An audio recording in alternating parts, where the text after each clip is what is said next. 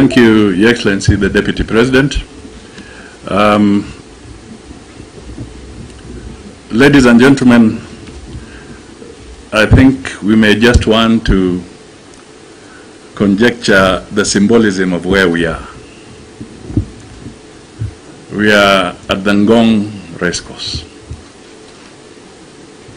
When we were young, we used to be told, "Ukimbie kama farasi ya Ngong."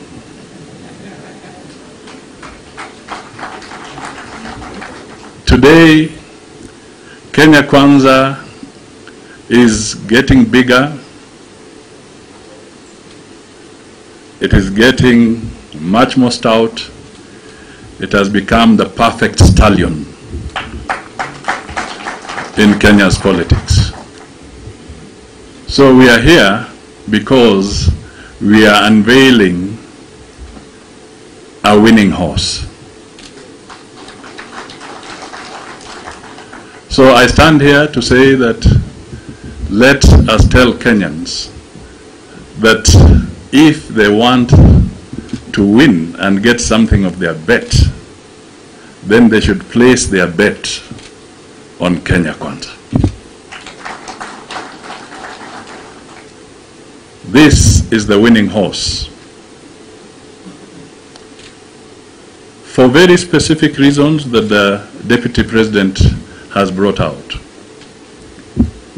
But the message we really want to send out is that we cannot afford the politics of deceit.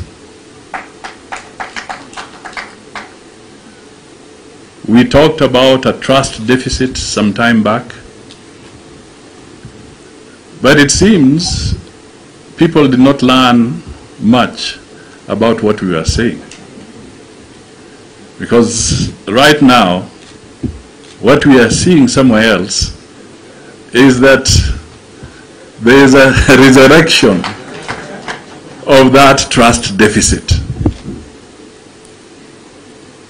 It is still there. And the people on the other side, I can tell you, cannot seal or narrow the trust deficit that Kenyans have been experiencing. Kenya Kwanza wants to put the Kenyans ahead of everything else. We want to put Kenyans first. Azimio are dancing themselves lame before the race or the dance has started.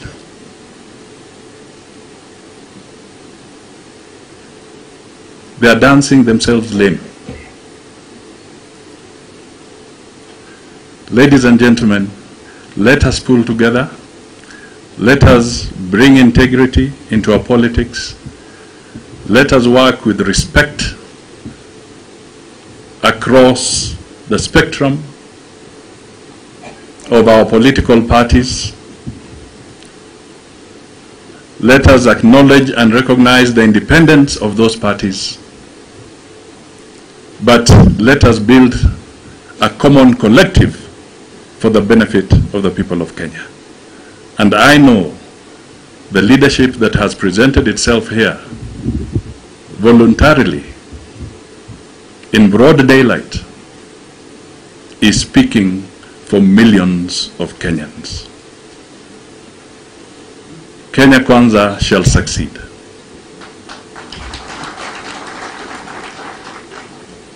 We want to hold hands with other Kenyans, and we shall succeed. Ladies and gentlemen, this is the Kenya Kwanza Alliance. Asante.